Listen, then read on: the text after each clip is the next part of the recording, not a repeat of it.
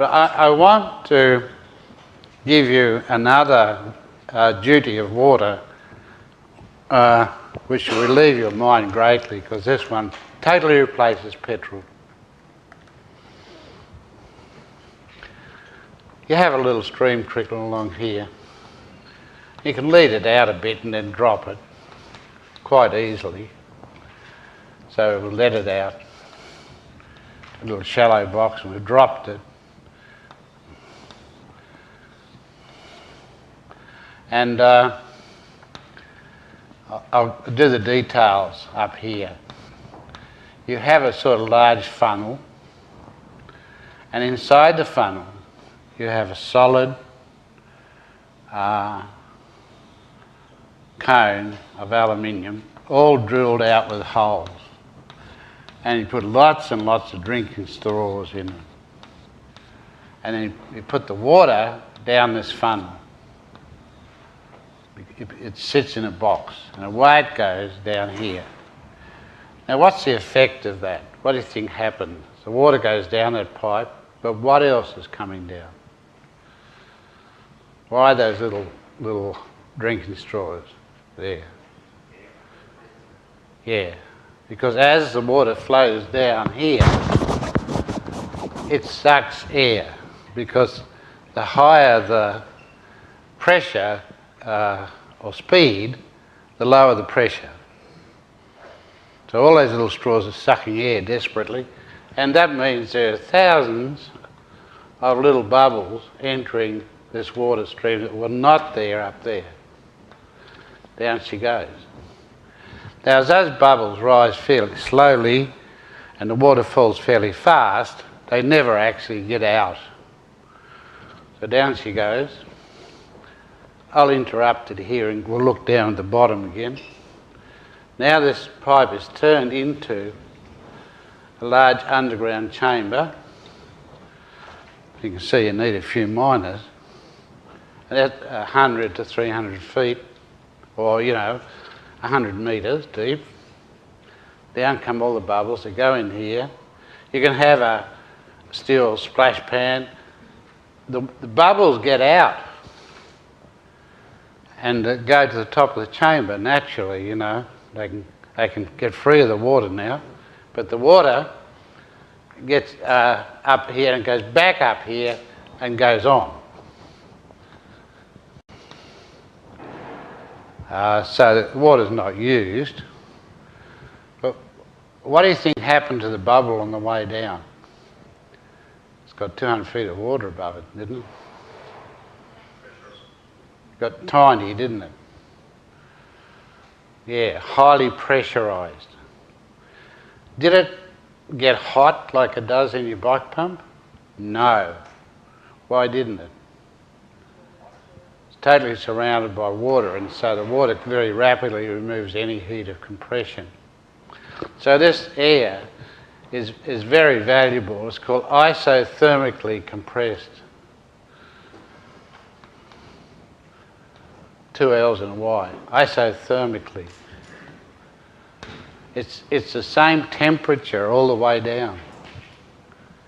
Now, isothermically compressed air is not air which is hot and contains vaporised oil like it does out of a compressor.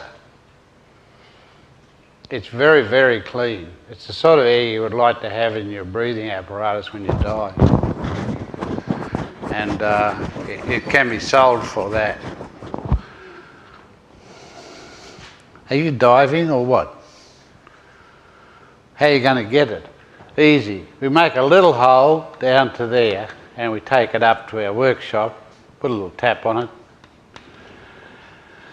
and we've got a vast reservoir of isothermically compressed air.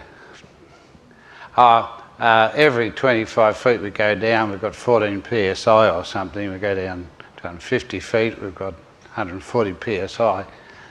Something like that. 140 psi will blow your tyre to pieces.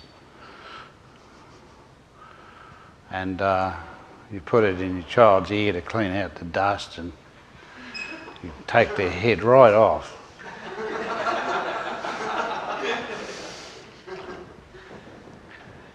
So this air goes up to your workshop now, and you've got a compressed air workshop. Compressed air will drive every machine that anything else will drive. But there are some things to do that you can do with compressed air you can't do with anything else. For instance, you can lead a little pipe into an insulated room and open the tap, and what happens? Where's your physics? Did none of you ever take physics? What? Speak, bastard. What happens when we suddenly release pressure? It gets cold. So you let a little pipe go in an insulated room, what you got? Bloody great freezer.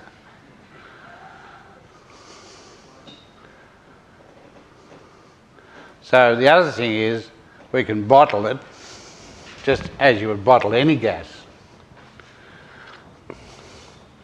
And we can feed it into a regulator, any gas regulator, and we can take it to a motor and drive it, because what we're dealing with is a gas. It goes through the motor and comes out as air. But hot or cold air? Thank you. And so they used to make motor cars, and thousands of them in the old days, which had a little gas cylinder under the seat, 3 cubic metres, 3 cubic feet, little 7-horse slide valve steam engine, purrs along, theoretically unlimited speed. Slide valve because your exhaust ices up. So exhaust pipe was taken to the back of the car, where you had a large wicker basket with champagne and chicken and vodka in, and lined out with cushions, and your exhaust froze your food for you. So that's a nice car to have going up and down Melbourne streets, isn't it? Purring along, cooling the day down. And everybody's got chicken. You can't say, what's that on the back there? You know it's their vodka. Pour us a glass of gin buck. Do you know the recipe for a gin buck? It's time you did. This is all the way from Kentucky, friends of mine. That's a bottle of gin, and you put your hand there and put 2 fingers like that. And you pour that much, 2 fingers, into a glass, or no, you turn it into a big stainless steel quart jug, 2 fingers of gin. And now you fill the whole thing up with little round ice pellets. And then you think it's full, but it's not, because those ice pellets got all the space. So you rip the top off a can of Sprite, and you up in this can of Sprite into your pellets with your 2 fingers of gin, and it fills it neatly to the top, 1 quart of gin buck. It's rather a nice thing to make, and you can get quite flashy at it. And it lasts you about 20 minutes. Now, in Kentucky, you're allowed to drink and drive and tell jokes, because so is the sheriff. In fact, several occasions we had the sheriff in the middle drinking his gin buck. So everybody's drinking gin bucks and driving, and nobody's blaming anybody for anything, because they're all so pissed they wouldn't know if you had an accident or not, really. How did we get there? Oh.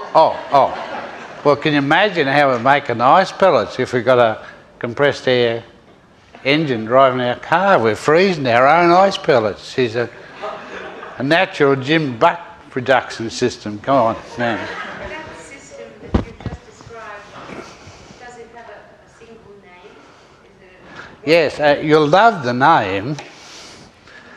You can Google this too. See this bit here that puts the water in? It's called a trompe.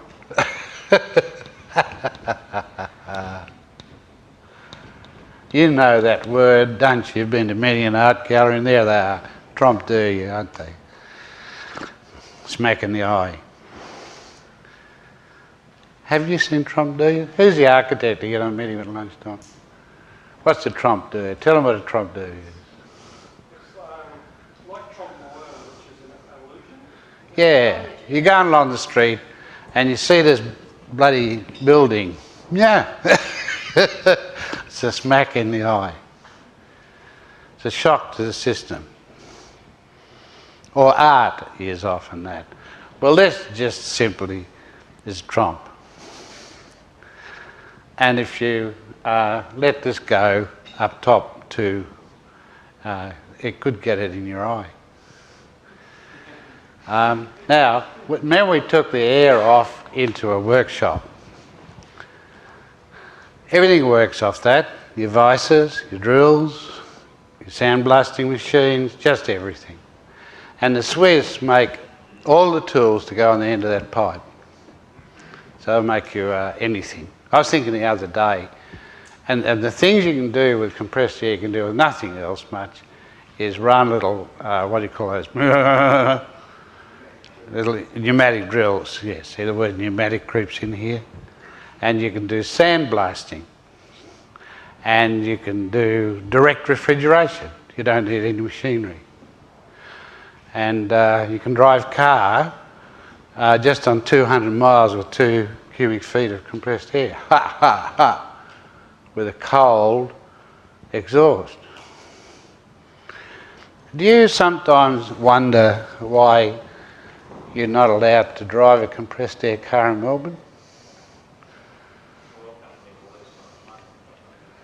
No, the oil company bought out the compressed air car company and closed it down. 1935. They bought all the compressed air businesses, cars, everything, closed it down, and tried to patent the trompe. Failed. Very good reason. The trompe is ancient, and it's used by Catalonian smiths to blow their forges to heat up their iron. And only people who had any control of it was the Roman Catholic Church. Did somebody laugh? This is serious. And they used it quite a lot to work miracles. You get any damn statue to weep blood if you've got a good trompe. Just stick a pipe up the bum and put a small amount of red dye in and a minute hole here. And you can close big brass doors. You walk up to it with a bishop, you might strike it and say, "Open sesame," you know, and start your little thing going and your doors swing open. You can work a lot of miracles with a trompe. And as nothing can be seen, you know, there's no way you can find out how they're doing this. You think perhaps that statue's work, you know, weeping blood. How miraculous. So, yeah, it's for... so they could keep it. They, what's the word when the church throws you out? Yes. They would excommunicate you if you had a trompe. And it's the only way they prevented the spread of it. But the miners stuck to it and had it from prehistoric times till the present day. Because down mines, isothermic air is worth gold because it cleans out the dust in the mine. It itself won't explode. And it cools the mine. Once you're half a mile or so down, you need to cool down a bit. And it works pneumatic hammers, which you want if you're a miner. And some of these machines were 4,600 horsepower. and they'd have about 2,000 little straws through the cone. So they're gigantic machines. The whole mine, stamping presses, pneumatic hammers. What type of container holds the water and holds the air? Drawn steel. Once you're up about 100 psi, you need to go to pretty sophisticated containers. You can go up to thousands of psi. You use a thing called an intensifier. There's a very strong cylinder. It has a plunger in it, and it joins a very large cylinder, which you let compressed air in here and drives this large cylinder down, and it pushes the little cylinder down, and out here you can take air at 1,000 psi or more and put it in your car. 1,000 psi drive you about 300 miles. About 2 cubic feet.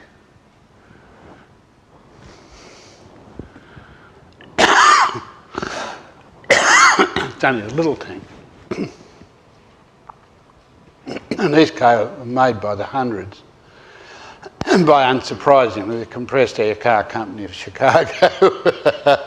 And they're extremely cute. Now, of course, if people are manufacturing compressed air cars and tromps and selling the compressed air to run trams, and all the trains ran on compressed air, and all the cafes and restaurants used mainly compressed air, because everything they did you could do with compressed air. Fine chopping, mincing, freezing, all that, compressed air. Everybody wants a little compressed air pipe coming to your restaurant and you can do the lot. So there were compressed air magazines called, unsurprisingly, compressed air. You can tell as engineers about, there's not a lot of imagination flying. I don't know who did the tromp bit, but I suspect it was a Catalan blacksmith when he blew all the coals out of his what's that thing he hits his steel in? Forge. And shouted, "Tromp," he says. That's a bit of a surprise.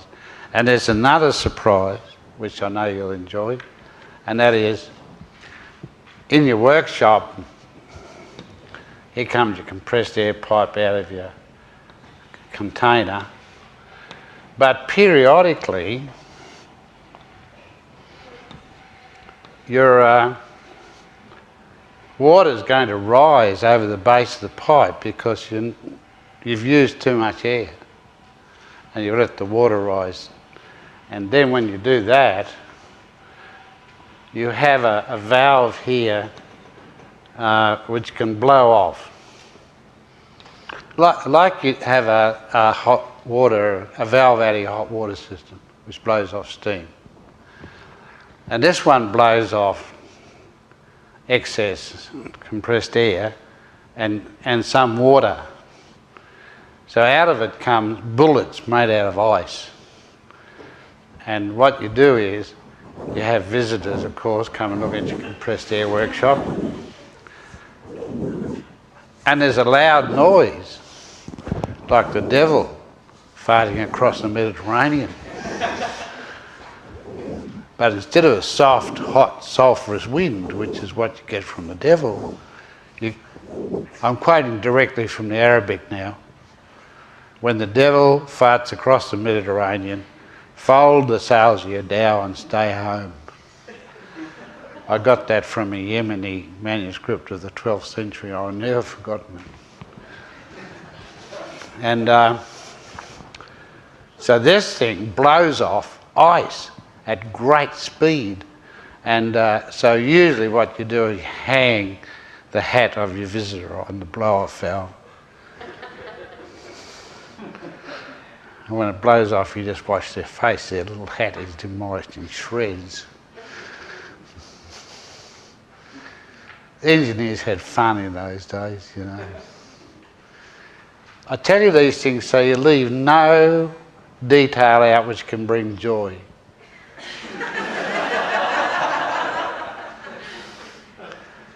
You'll never forget the devil farting across the Mediterranean. You fold the sail of your dhow up and just sit it out. Now, trompe. So, see there it's there. It was always there. It's extremely efficient. You can run it all over Melbourne or anywhere you like. You run it for thousands of miles. Compressed air doesn't lose its power by being run around.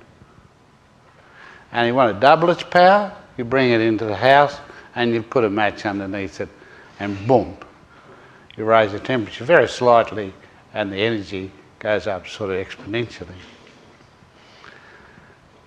What about electricity? Well, in the old mines, they had a little turbine on the wall about as big as a hubcap of a car. And as you went by, you turned the air on and your lights came on. It was just a little turbine on a generator. So compressed air very easily converts to electricity because no problem getting good high speeds on generators. Anything else you want to know about it? Bugger all. See, you can have quite a gentle stream falling quite gently. You're only going to take it up 10 feet and drop it down this shaft. And when it comes back up again and goes on, you can drop it down again somewhere else. So time after time after time after time. Trompy, trompy, trompy. And one thing everybody knows who grew up in the days of tromps is that there's a lot of trout in these streams because you never get every bubble out. And so you have very well oxygenated water going from tromp to tromp. So it's very beneficial. There you are, you had it all. Wait a minute. It comes back up the shaft. Here's your tromp going down the shaft. There's your storage. You filled up your thing. It comes back up and goes on downstream. Comes down in a pipe and goes up in a well.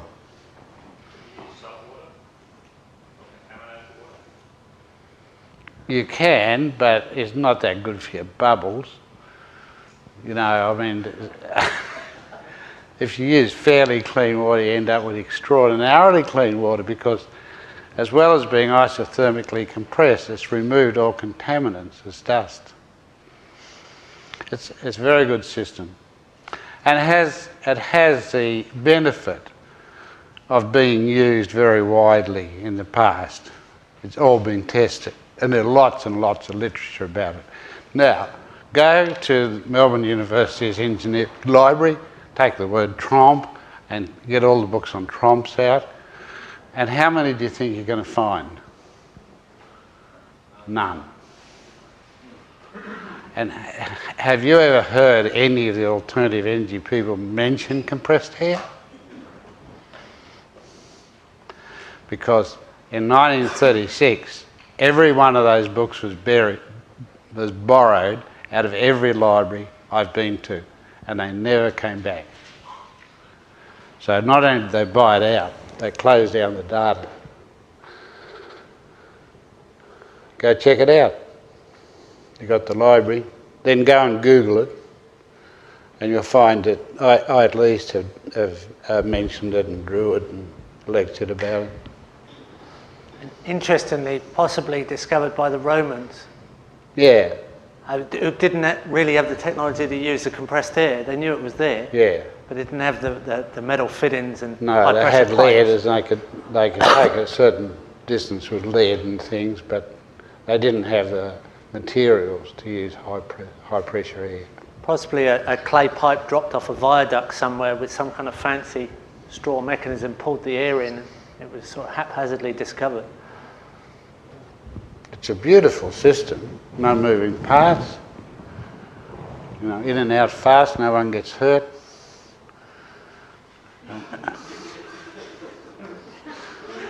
drive anything. And you can't forget the name, can you? Tromp. Does it cost a lot to build them now? What? Does it cost a lot to build them now? Bugger all. I made one in New Zealand once out of a plastic funnel and a plaster. It was a cone with drinking straws through it, and we let it downhill in the pipe and stuck it in a 44-gallon drum. We blew the drum to pieces. Oh, God. Yeah. So you got to watch it because compressed air is powerful stuff. You know. You don't want to go sucking on it or anything. You know. Okay. Why did I go on to that? I just want to solve all your problems. I just did. Clean energy, no residuals, no problems. Tons of it about. You take it for miles. I had it all through Chicago and entirely through Paris. Every car, every tram, every train ran on compressed air. Every fridge was a compressed air fridge and cool room. Every cafe ran on everybody ran on compressed air.